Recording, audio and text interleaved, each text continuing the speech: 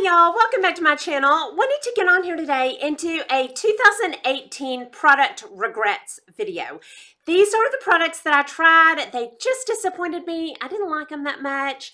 And I do like to start these videos by saying if you love these products, you know, none of them are bad.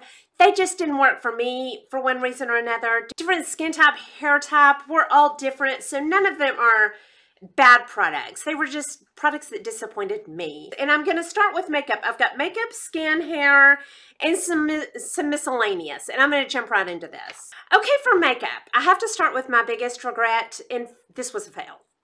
This was a flat out fail for me, and that is the Huda Faux Filter Foundation. It was a hot mess. I did a whole video on it, reviewing it. I thought I was going to love it because it's a full cover, and it was a really full cover and started out beautiful and matte. It got more matte and flat looking as the morning went, and then it just spontaneously broke out into shine, like an oil slick. And I've said in other videos, I looked like I had the swine flu. I did. I looked sick. That was probably one of my biggest fails of the year. I'll follow that up with my second biggest recent fail, and that was the Urban Decay Cherry. It made me look like I had pink eye, which is a personal problem, but I couldn't get them blended out. It was like the more I worked at it, the patchier it got. I got about 2 good looks with that, but it was painful. By the end of the month, I was like, I just have to get it out of my house because I wanted to use it. It was beautiful. I saw other people with beautiful looks with it, and I was like, yeah, I can do that. Nope. I ended up giving that to my niece, I think, and she will, I'm sure, be beautiful in it. Okay, next, a few foundations. And the first one is the Urban Decay All Nighter Foundation. Y'all, I wanted to like that so much, maybe because of the packaging, and it was just too matte and too flat and a little bit too heavy. And I don't know that I've ever said anything is too heavy, but it just looked heavy on my face. And I'm like a mannequin almost. So I really gave that one a shot, but I just couldn't make that one work for me. Okay, next, a liquid lip.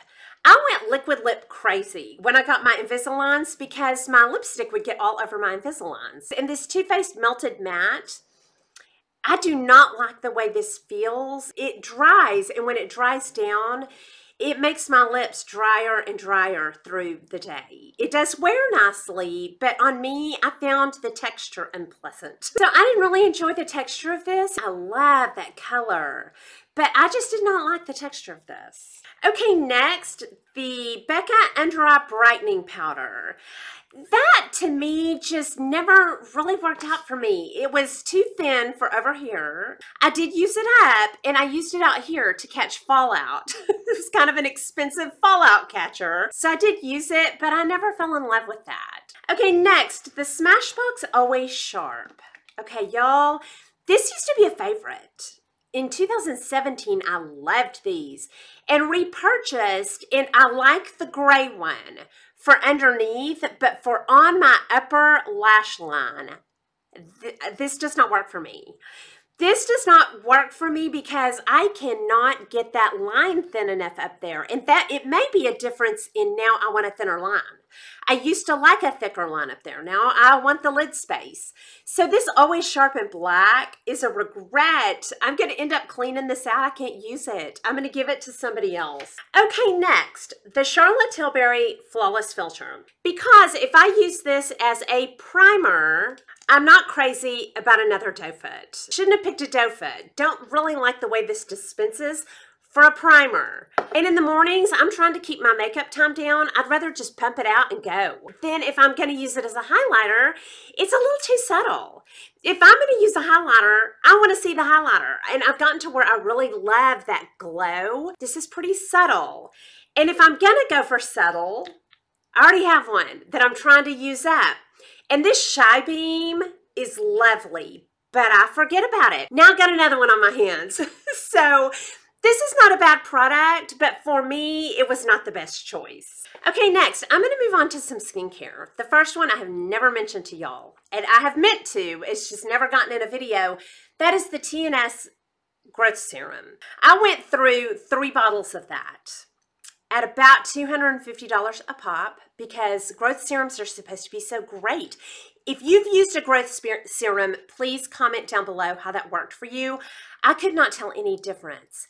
And when I'm putting $250 a bottle to a product that I'm putting on topically, I want to see something. And I did not see anything. And a $250 bottle of it lasted me a little over a month. Laser is cheaper than that. That was a big fail for me. So if you have tried a growth serum and like one, please tell me your results down below. I would be so curious. I want those to work. But for me, I just saw nothing. Okay, next, the Luna oil. On me, that caused little white milia that took, I want to say, months to get rid of. And the Luna oil, I believe I bought that because it has vitamin A in it, and I'm already on tretinoin and retinols. So that was kind of a high dollar item that I ended up cleaning out. I did not even take it back. So I really regretted that. It was an oil that broke me out. I didn't need the extra vitamin A. That was a wasted purchase on me. If that works for you, I'm definitely in the minority on that, but it caused milia on my face. Pretty bad. Okay, next, the Exuviance peel pads. Those were a high dollar acid that I didn't see anything more than I do with my ordinary, they're AHA 30%. And I think the Exuviance peel pads are 25% AHA. My ordinary is 30, and it worked just as good. I did use it up. And it's a fine acid. I just don't think for me that my priorities lie. It was a fine acid. It worked fine. But I could do just as good for less expensive, I think. Okay, and then my last skincare item is the Palmer's Fade Cream. I saw nothing with that. Now, I'm used to the Obagi with a 4% hydroquinone in it, and I can't use the Obagi 4% because it hurts my eyes, so I was trying the 2. I didn't see anything with that. My azelaic acid from The Ordinary fades real well. If you want something that fades spots, try the azelaic acid for about $6. I didn't see anything with the Palmer's Fade Cream, but if I didn't use it long enough and you love that, let me know that down below because I would give that another shot. Okay, then I'm going to move on to some hair. I only have a couple of products. I tried some things that dried me out, but they were pretty inexpensive. They weren't big regrets. I tried an OGX shampoo and conditioner that really dried my hair out, but I did buy this Living Proof In-Shower Styler. This is to put on your hair to let it air dry in an attractive way.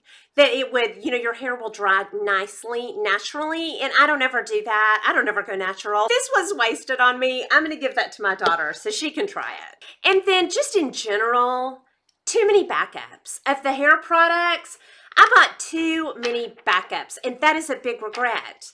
And because some of the products I don't even use anymore, my closet looks like an Ulta hair section. And I just don't need that many hair products all at once. Okay, and those are my biggest product regrets of the year. I just want to say, though, this was a great year for products. Beautiful products that came out, and none of these are bad. They just didn't work for me, or I wasn't picking them up for one reason or another. So anyway, that's all I have for you. Hope you enjoyed this video. If you did, please like and subscribe. Leave comments and questions down below, and I'll talk to y'all soon. Y'all have a good day. Bye.